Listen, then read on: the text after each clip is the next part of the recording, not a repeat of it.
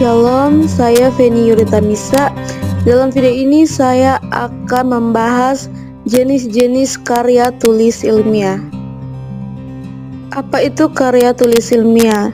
Karya tulis ilmiah yaitu karya tulis yang menyajikan fakta berdasarkan penelitian atau kajian teori, ditulis dengan metode ilmiah yang sistematis dan objektif, bertujuan untuk mengembangkan ilmu pengetahuan, memecahkan masalah, atau memberikan informasi.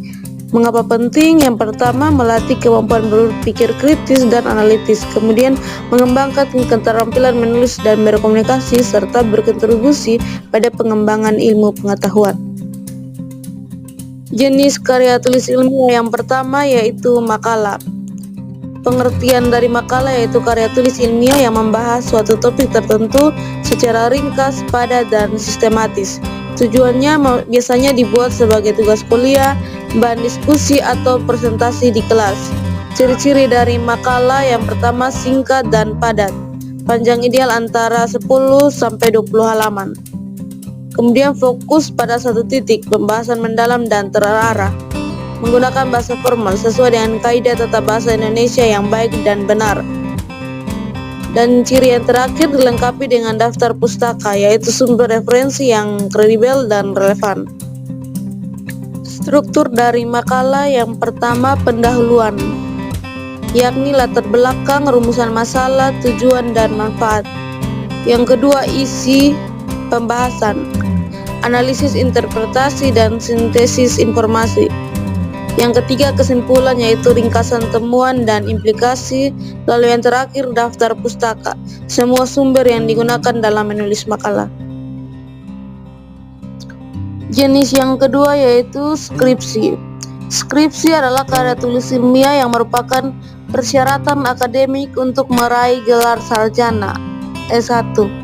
Tujuannya menunjukkan kemampuan mahasiswa dalam melakukan penelitian ilmiah secara mandiri dan mendalam. Ciri-ciri dari skripsi yang pertama, lebih panjang dan mendalam dari makalah. Panjang ideal antara 60-100 halaman.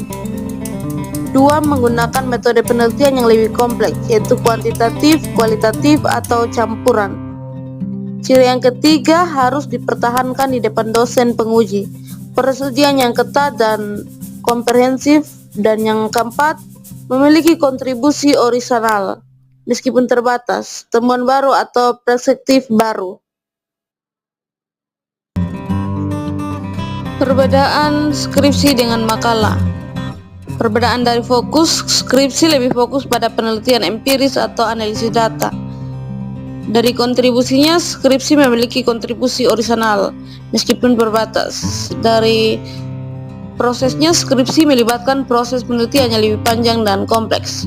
Contoh dari skripsi ini seperti pengaruh gaya kepemimpinan transversional terhadap kinerja karyawan di PT XXX.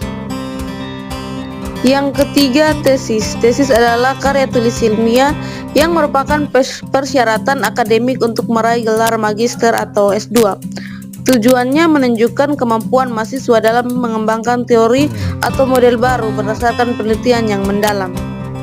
Ciri-ciri dari tesis yang pertama, lebih panjang dan kompleks dari skripsi. Panjang idealnya antara 80-150 halaman.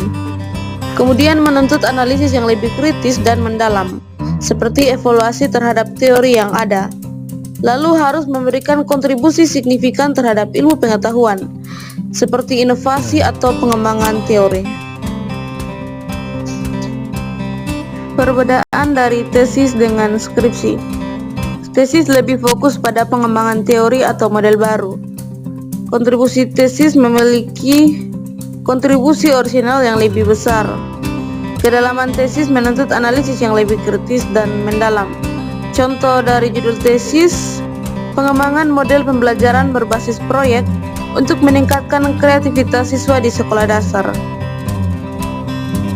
Jenis karya tulis ilmiah yang keempat, disertasi. Disertasi merupakan karya tulis ilmiah yang merupakan persyaratan akademik untuk meraih gelar doktor S3.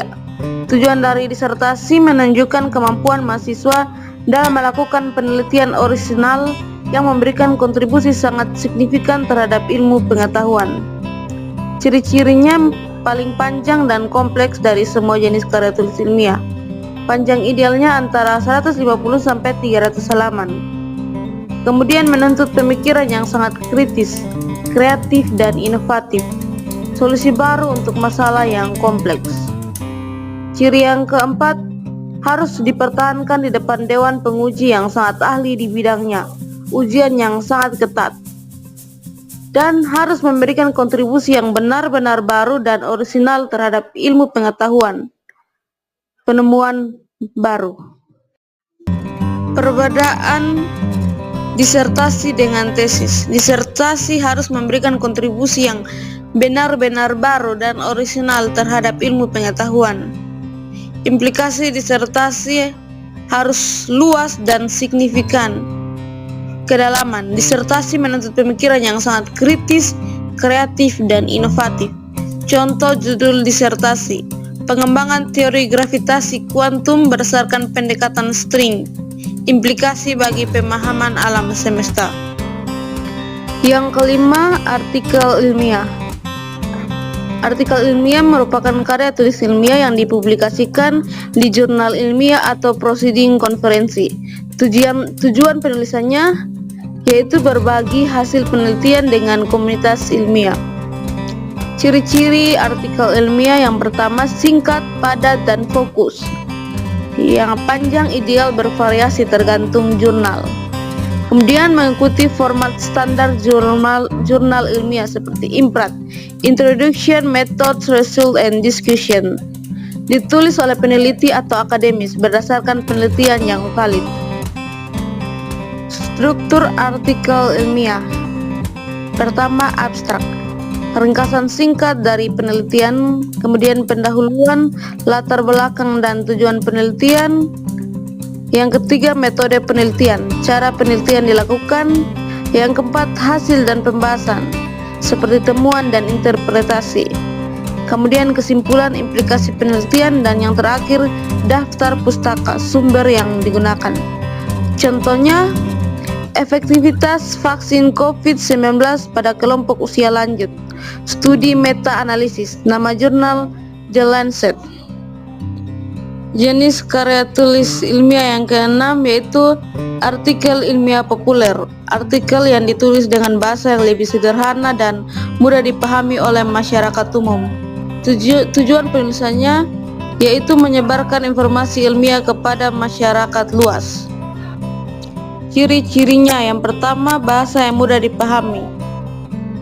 Yang kedua, fokus pada isu-isu yang relevan dengan masyarakat, contohnya seperti dampak bagi kehidupan sehari-hari, dan menghindari jargon teknis yang menggunakan bahasa yang sederhana.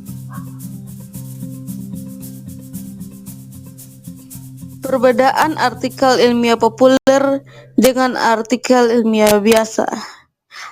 Bahasa yang digunakan artikel ilmiah populer, bahasa yang lebih sederhana. Formatnya tidak selalu mengikuti format standar jurnal ilmiah, dan target dari artikel jurnal ilmiah populer ditunjukkan untuk masyarakat umum. Contohnya, perubahan iklim dan dampaknya bagi kehidupan kita. Apa yang bisa kita lakukan? Media publikasi National Geographic Indonesia.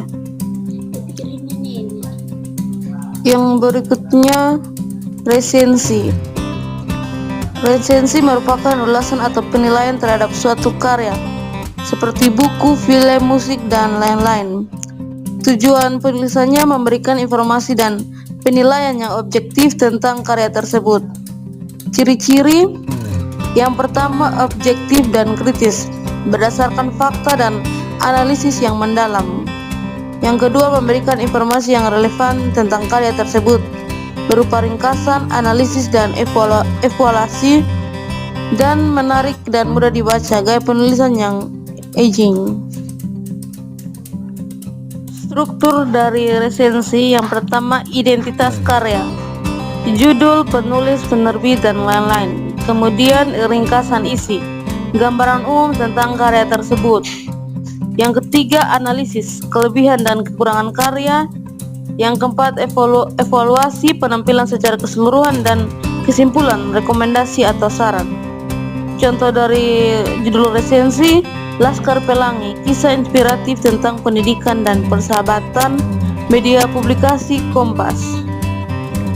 Jenis karya tulis ilmiah yang terakhir yaitu esai.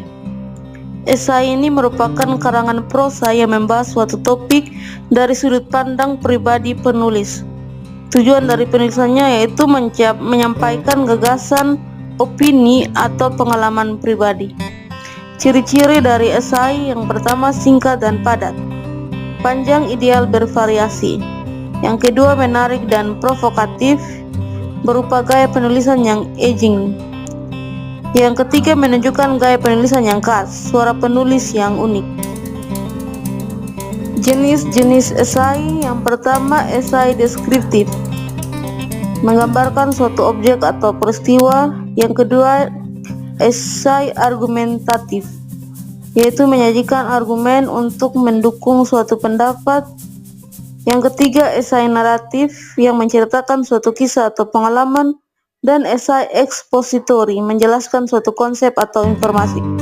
Contoh judul esai: Makna Kemerdekaan bagi Generasi Muda, refleksi tentang tanggung jawab dan harapan, media publikasi The Jakarta Post. Bagian kesimpulan, makalah merupakan tugas kuliah, ringkas dan fokus.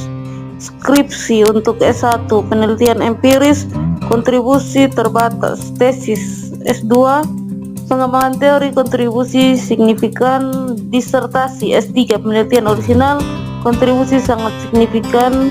Lalu artikel ilmiah, publikasi jurnal, format standar. Artikel ilmiah populer, bahasa sederhana, media massa. Resensi, ulasan karya objektif, kritis. Dan esai, sudut pandang pribadi, subjektif dan selektif. Menulis adalah investasi masa depan. Teruslah berlatih dan mengembangkan kemampuan menulis. Sampai jumpa di kesempatan berikutnya. Shalom.